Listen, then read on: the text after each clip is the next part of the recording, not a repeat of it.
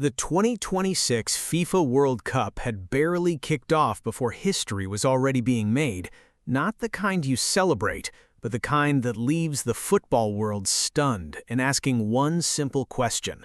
Yes, the World Cup is a stage where one mistake can cost you, but how does a team sack their coach after just one match at a World Cup? That's exactly what Tunisia did. Just imagine waiting years for this moment in your history as a football fan from Tunisia. But in less than 48 hours after walking off the pitch in Monterrey, Mexico, the Tunisian Football Federation made an announcement that nobody saw coming. Coach Sabri Lamouchi was gone, dismissed. The ink on the matchday team sheet was barely dry, and one of Africa's most experienced football nations had already made their first coaching change of the tournament. And here's the thing, Tunisia weren't just beaten on Sunday, they were dismantled. 5 goals, 1 in reply. A performance so shocking that even the most patient football federation in the world would have struggled to stay calm. So how did it come to this? What went so wrong against Sweden that Tunisia felt they had no choice? And with 2 critical group stage games still remaining against Japan and then the Netherlands, can Tunisia even salvage anything from this World Cup campaign under a brand new man in charge? This is the story of football's first managerial casualty of FIFA 2026, and it is a story worth telling in full. If you're new here and you enjoy football coverage like this, real stories, real analysis, nothing overblown, go ahead and subscribe right now. There's a lot more coming from this tournament. Let's start from the beginning, because the road to that 5-1 collapse didn't begin in Monterrey, it began months earlier. Tunisia qualified for the 2026 World Cup in impressive fashion. In their African qualifying group, they went 9 wins and 1 draw across 10 matches, scoring 22 goals and conceding none, a perfect defensive record. That kind of qualifier doesn't happen by accident. The Carthage Eagles looked solid, organized, and difficult to break down. But then came January, and with it, change. After Tunisia were eliminated in the round of 16 at the 2025 Africa Cup of Nations, the federation moved quickly to part ways with coach Sami Trabelsi. In his place, they brought in Sabri Lamouchi, a 54-year-old with dual Tunisian and French nationality, a man who had played for clubs like Inter Milan, Parma, Marseille, and Monaco during a distinguished career as a player. Lamouchi wasn't an unknown quantity in football management. He had been here before. He took Ivory Coast to the 2014 World Cup, guiding them past Japan in their opening game, before a dramatic late defeat against Greece ended their campaign in the group stage. He had Premier League experience with Nottingham Forest.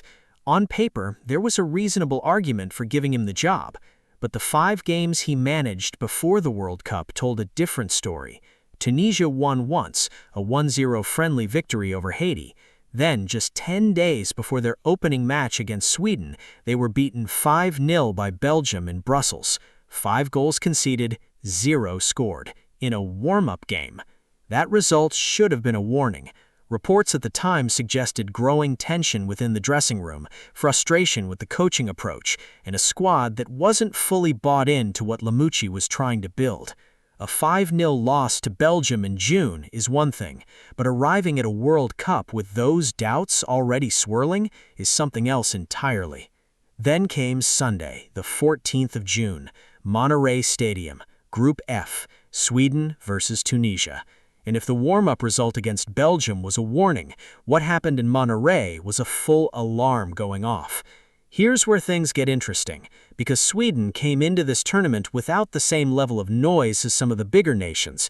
They were organized, they were dangerous in attack, but they weren't being spoken about as World Cup favorites. What they had, though, was a front 2 that belonged in a completely different category.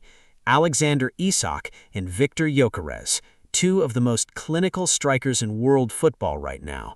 And Tunisia, a side that had prided themselves on defensive stability throughout qualifying, were about to run into them straight on. 5-1, full time. Sweden top of Group F, Tunisia bottom. And in the tunnel, Lamouchi said the words that would be his last as Tunisia's head coach. He called the loss difficult and painful. He said Tunisia had made too many mistakes and that his side would need to protect their pride going forward. He wouldn't get the chance. Within hours, the Tunisian Football Federation held an emergency meeting. By Monday, the announcement was on their Instagram account. Coach Sabri Lamouchi had been dismissed after one World Cup match, after 5 total games in charge. The fastest sacking of the 2026 tournament had already happened before most fans had even processed the opening weekend of results. Now, this is where the bigger picture comes in, because Tunisia sacking a coach mid-tournament is not something that has never happened before, but it is rare enough that it always causes a genuine moment of pause in the football world. The most relevant comparison comes from 1998, that World Cup in France. Tunisia also made a coaching change during the tournament itself. Then it was Henrik Kasperczak who lost his position, though he at least survived 2 games before the federation pulled the trigger. In the same tournament, South Korea also parted ways with Cha Bum-kun during the group stage. Then there's the case of Spain in 2018, where Julen Lopetegui was sacked not during the tournament, but just 2 days before it began, after it was announced he would become the next Real Madrid manager. That situation was chaotic in its own right, though Spain at least managed to reach the last 16 before being knocked out by Russia. What makes Tunisia's situation in 2026 different is the speed and the optics. Lamouchi wasn't sacked before the tournament, he wasn't sacked after 2 or 3 poor results. He was sacked within 48 hours of a single match. That sends a message, not just internally, but to the entire football world about the pressure the Tunisian Federation was feeling and the depth of their frustration. And there's something else worth thinking about here. The timing of a coaching change during a tournament can either galvanize a squad or fracture one further. There's no clean answer. Sometimes a new voice in the dressing room lifts the energy. Sometimes the disruption to preparation and routine makes things worse. Tunisia are now navigating that uncertainty in real time. Subscribe if you want to stay updated on how this situation develops over the coming days. So, what does all of this mean for the players, the fans, and Tunisia's remaining chances in this group? Let's think about the players first. There is a squad in Monterrey that has just conceded 5 goals on the biggest stage in football.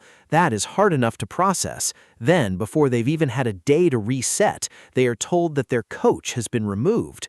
Training sessions need to be reorganized. A new interim manager is being brought in. The tactical setup might change. The team talk will come from a different voice. Monder Kebayer is the man stepping into that situation. He's not a stranger to this squad or to Tunisian football. He managed the national team from 2019 to 2022, guided them to the final of the Arab Cup in 2021, and was most recently serving as technical director within the federation. He was already in Monterrey with the squad. In that sense, the transition is as smooth as it can be under the circumstances. But smooth is a relative term here. Tunisia's next match is against Japan on the 20th of June. Japan, who, in their opening Group F game, drew 2-2 with the Netherlands. Japan are not a team you can take lightly at a World Cup.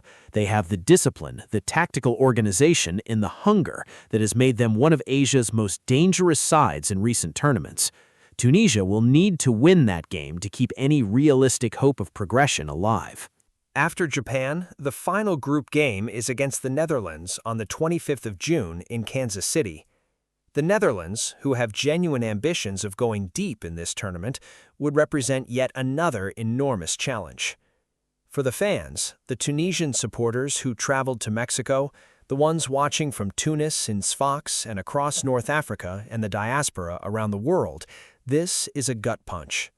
Tunisia qualified brilliantly. They were supposed to be organized, hard to beat, a side that could make things difficult for anyone they faced. Instead, they're the first team in 2026 to lose their manager, and they're already in a position where anything less than a win against Japan likely ends their World Cup. Sabri Lamouchi's time in charge lasted 5 matches and produced 1 win. His exit was swift and, by most accounts, necessary from the Federation's perspective. Monder Kebayer now inherits what is genuinely one of the most difficult situations a coach can face in world football. walking into a World Cup squad mid-tournament, preparing for a must-win game in days, and trying to turn the energy of a locker room that has just been through real turbulence.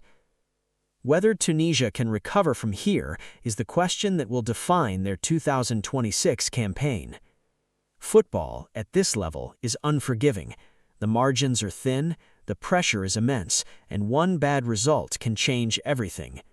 Tunisia found that out the hard way in Monterrey. Now the question is whether they can find the response that their fans, their players, and their football federation are desperately hoping for.